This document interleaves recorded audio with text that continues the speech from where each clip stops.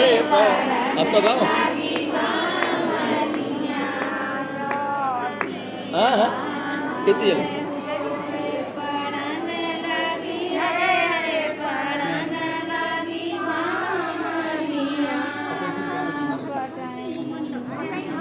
चौथी बार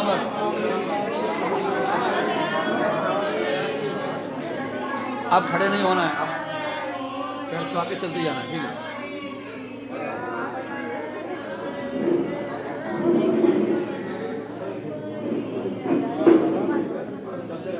चलते रहना है। हाँ हाँ हाँ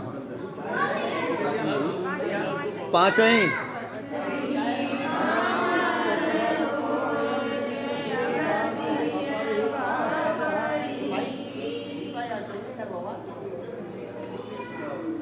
चलते जाओ आराम से।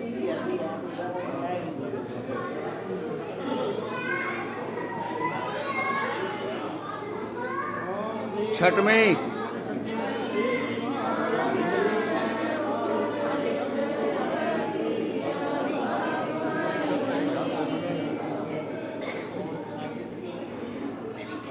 अपने अपने आसन पर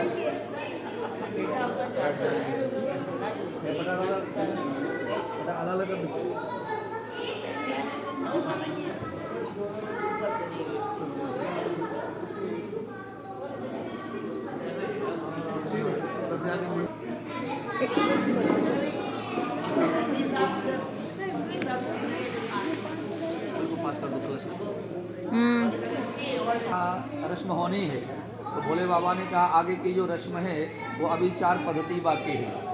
अब तुम मेरे पहले बामांग आओ, उसके बाद में हम कुछ पद्धति आपको अर्पण करें। भैया पार्टी ने कहा तो ये कैसे हो सकता है? अभी 6 फेरे पड़ गए। शांत रहे आप लोग। 6 फेरे पड़ गए हैं, इसका मतलब ये नहीं कि हमारी शादी हो गई है।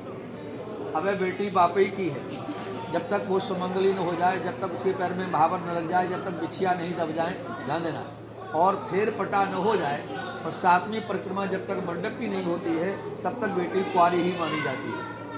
भगवान शंकर ने पार्वती से कहा तो इसका मतलब क्या है? भैया पार्वती ने कहा प्रभु हम बामांग तब आएँ इस अग्नि साक्षी, मंडप साक्षी और इस दीपक की साक्षी में, और इसमें आकाश मंडल में वह ध्रुव तारा मौजूद है, सप्तऋषि विराजमान है, मंगल बेला में ये विवाह संपन्न हो रहा है। तो आप इनकी साक्षी में मुझे यहाँ पर कुछ जीवन की यात्रा संपन्न करने के लिए बोले वचन प्रदान करें। तो भोले बाबा ने कहा क्या चाहती हो? तो मैया पार्वती ने कहा प्रभु हमारी कुछ इच्छाएं हैं, आप उनको यहाँ पर स्वीकार करें तो हम आपके बामांग में आए। भोले बाबा ने कहा अच्छा मांग लो। तो मैया पार्वती ने बड़ी सुंदर चर्चा की।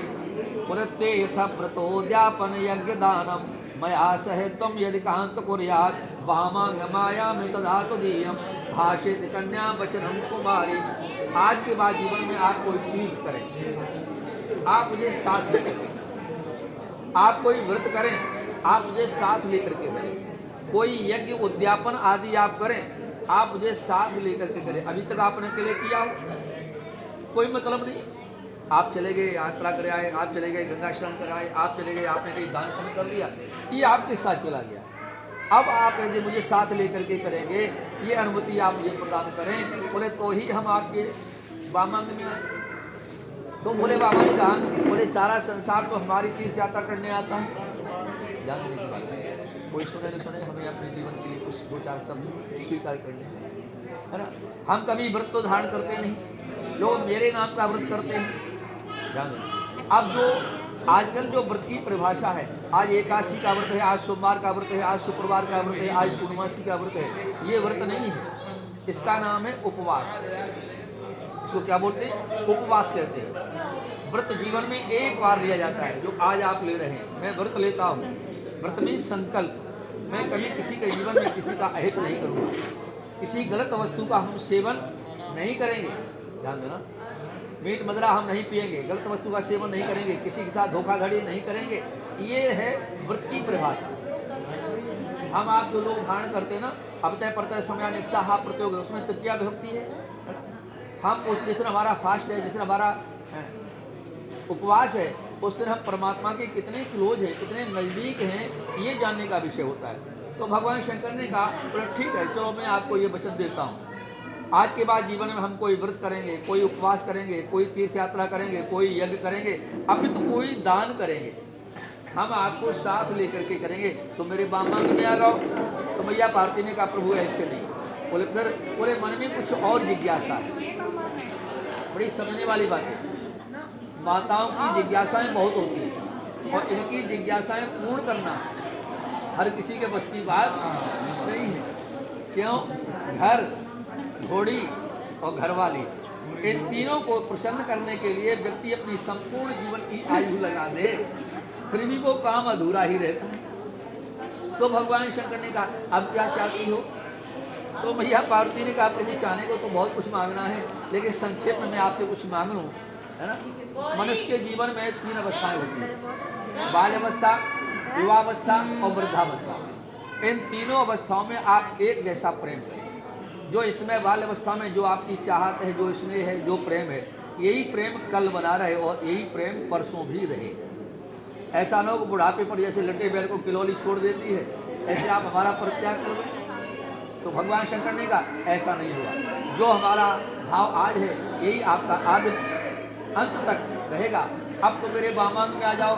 तो भैया पार्वती ने कहा नहीं, एक छोटी सी जिज्ञासा और है। बोले क्या? बोले 1 वर्ष में 6 ऋतुएं होती है, बसंत, हेमंत, शशिर, ग्रीष्म आदि वर्षा लेकर के, यानी 6 ऋतुओं के अनुसार आप मेरे भोजन की व्यवस्था करें। ऐसा नहीं है कड़ाके की इसमें सर्दी है और तुम घर में ला करके मलमल रख दो। मलमल क्या मतलब है? भगवान शंकर ने कहा यदि ऐसी व्यवस्था के लिए आप मुझे निवेदन कर रही हैं तो मैं तो कोई कपड़े पहनता नहीं, मैं तो बाघंबर लपेटता हूँ। तो क्या तुम बाघंबर लपेटोगी? भगवती ने कहा यदि आप बाघंबर पहनेंगे तो हम बाघंबर की परछाई में बैठ करके अपना संपूर्ण जीवन बता दूंगी, लेकिन आप मेरी इच्छा के अनुसार से। देखिए ये भी बहुत बड़ी गहरी बात है। भगवान शंकर ने कहा चलो हमने आपको ये भी वचन दिया, जैसी ऋतु होगी, जैसा समय होगा, उस समय के अनुसार हम आपके भोजन, वस्त्र आदि की व्यवस्था करेंगे। अब तो मेरे बामांग आ जाओ। तो मैया पार्वती ने कहा प्रभु हम बामांग तो आ जाएं, लेकिन एक इच्छा और है। बोले क्या? बोले गौ में श्यानाम पंचानाम पशुनाम कह तो आप जीवन में कोई गाय पालें, कोई भैंस पालें, अभी तो कोई अन्य जीव पालें, आप मेरी अनुमति लेकर के पालें। ऐसा नहीं है आप जाएं 1 लाख की भैंस ला करके बांध दें, गाय लेकर के बांधें और मुझे सेवा करना आता नहीं, तो वो आपस है, वो मुझे श्राप दे देगा। भगवान शंकर ने कहा पार्वती मैं तो कोई गाय भैंस पालता नहीं। भगवती ने कहा तो नंदी तो पालते हो, आप नंदी की सवारी करते हैं, तो नंदी भी वो भी वृषभ है, बैल है ना। आप जब भी कभी उस वृषभ का, बैल का, नंदी का पालन करें, आप मेरी अनुमति लेकर के आप इस कार्य को करें तो हम आपके बामांग आए। भोले बाबा ने कहा चलो मैंने आपको ये भी वचन दिया, अब क्या चाहती हो? तो मैया पार्वती ने कहा प्रभु एक चीज और है। बोले क्या?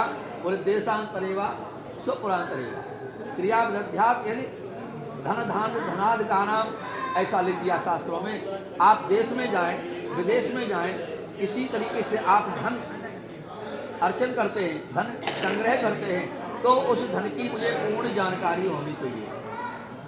विशाल जी ये तो बहुत मजबूत बात है। आज तक तुमने पैदा किया और खर्च किया, आज के बाद जो भी आप पैदा करें शाम को आएँ और हमारी मनु बेटी को बताएं हम इतना पैदा करके लाए, ये संभालो। कुल मिला